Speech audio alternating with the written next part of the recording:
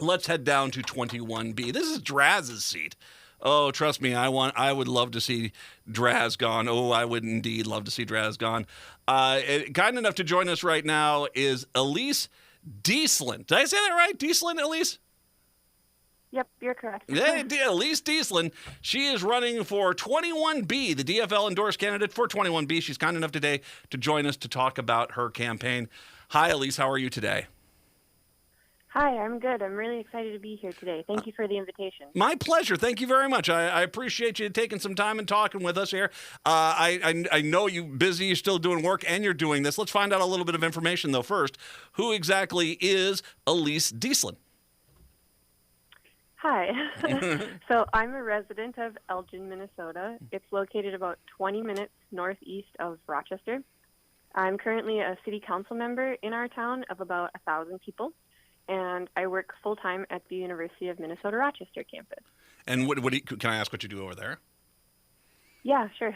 I work in the marketing and communications department. Ooh, and my son's going to college. He did look at your university down there. Very nice. You got a nice facility down there. Rochester, it's becoming a larger city, and you're seeing that impact all the surrounding communities there. So that's a really cool thing because that's good money. I mean, it's good to see that kind of growth. That's the kind of growth we like to see.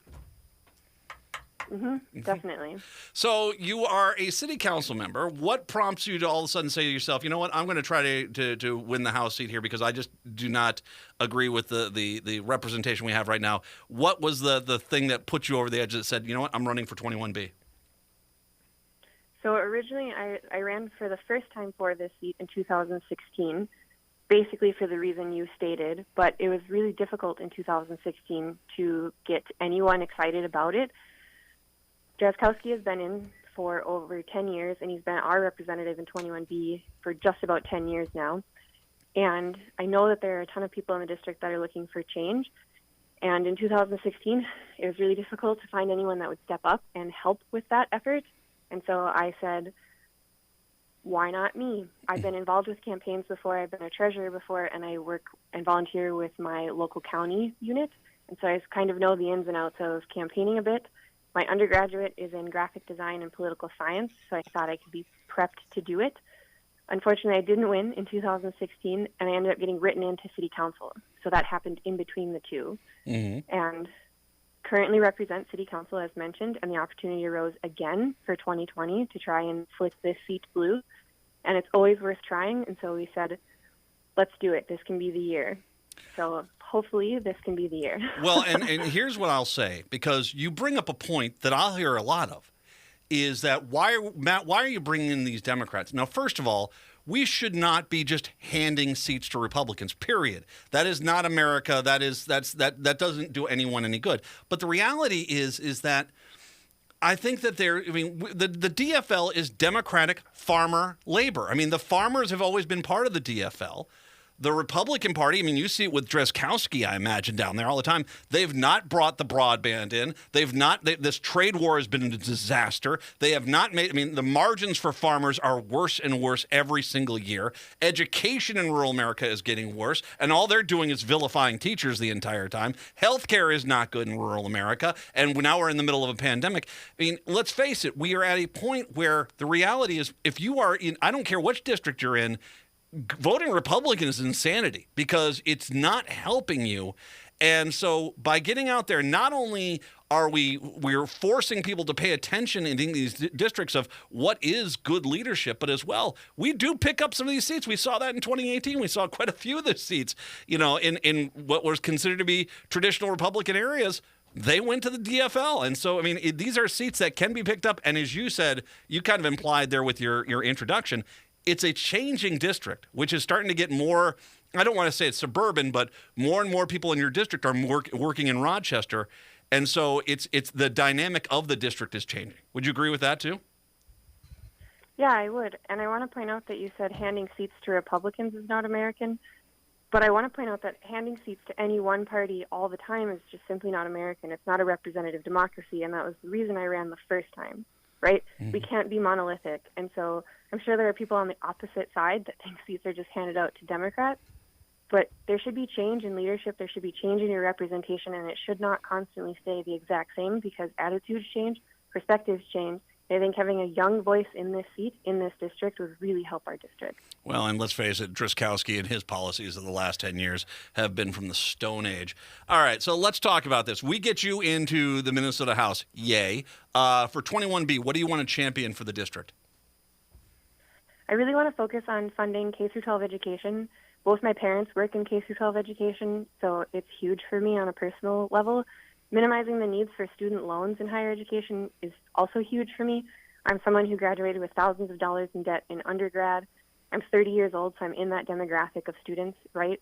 I just graduated this spring with my master's, and so not only do I have undergrad debt, I've now added graduate debt on top of that too. And if we could kind of help those students that are trying to further their education, and not only further their education, but further their careers. It's not just, I'm going to get an education because I want it. Millennials especially are trying to do as much as they possibly can to better themselves in the workforce and be able to survive and thrive in any generation that has come before us. So education is huge, especially the funding of it. And then I would like relief for farm families. Obviously, this district is huge for farm families. And then overall, destigmatizing mental health.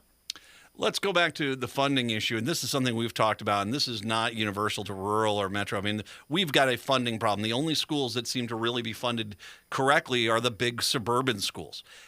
Because their tax base is so huge, they have the advantage. But inner city schools in Minneapolis, St. Paul, and the rural schools, we have to look at how education is funded, because right now the current system, school districts shouldn't have to constantly go hat in hand for referendum after referendum after referendum just to get basics in these classrooms. I think that once again, this is one of the big problems we have. We have to really readdress how we fund education. Yes, definitely. I completely agree. Well, the other thing, too, especially in rural areas, schools are oftentimes your communities, right? As soon as a school folds, the community folds with it. And so keeping these little rural schools afloat is huge for these local communities because, like I said, as soon as a school folds, oftentimes the community goes with it. Well, and we can also apply that same standard to the agriculture. The trade war has been a nightmare. But when you lose your local co-op, the town does. I mean, I lived in Iowa for many years. It's you lose your co-op, the town's gone. It's usually fairly quickly afterwards as well. But yet here we are. We're in the same situation where the markets, the ag markets, have not been good. I mean, prices are very low. Farmers are not making hardly any money off of it. And we have to look at if we're going to have a viable product. We used to have leadership that looked to create new avenues for our farmers instead of restricting where our farmers can sell stuff. And right now, Driscowski is part of that Republican mentality of we're going to destroy our trade markets and. I think we can all agree that's not going to help the farmer if you're destroying the trade markets. Mm-hmm, definitely. Mm-hmm. When you look at what we're with this current pandemic here, one of the other things I think we've talked about with a lot of rural Democrats is the idea of broadband, because now these empty promises from the Republican Party for decades in regards to broadband expansion are really coming home to roost, especially when we have school districts that are going to have to look at probably some sort of remote learning model coming up in the school year. Healthcare, we've had a healthcare system that's been slowly gutted over the years because of cost-cutting measures, now being taxed to the max because it's generally inadequate in rural America, especially without broadband there. And business expansion, whether that's agricultural based or other business expansion, that's been stymied as well. Talk about broadband, because this is something I think we're going to have to start looking at this in a much more urgent manner, considering the world that we're in right now. Yeah, definitely. So I, as I mentioned, work in marketing at the University of Minnesota Rochester, and I have been working remotely since March 13th, as many people have. And because I don't work directly with students, I will be working from home for the foreseeable future. And just like many families that need to have young students, whether they're in elementary school, high school, or in college, rural broadband is huge. There's so much, everything is done on the internet now. It's not necessarily a commodity that some people can live without. Mm-hmm. I use it every single day. I use it all the time. And there are some families that every member has to be able to access good and fast internet to be able to educate themselves, to be able to bring in an income, right? And so it's not just something that maybe is one or two people. It touches all of our lives in many ways, in more ways than one than we may think. And I know there are people, too, that are doing telehealth remotely, too. We're trying to keep everybody healthy, educated, sane during this pandemic. And as mentioned, if I didn't have the internet, I would not have an income currently. Mm-hmm. And so it's a huge issue and something that we need to talk about and we need to do better at, especially for rural areas, because we're just failing our citizens if we don't. Yeah, same argument they made in the 1930s. We can't put electricity everywhere because look at the cost of this. Well, the reality is we needed electricity everywhere. Well, now in this modern age, we need broadband everywhere. So, if you can't find a private business to do it, well, then the state has an obligation to its citizens to make sure people have access to a quality education, access to health care, access to communities like your community, your city council, and access to potential for business growth. That's for sure.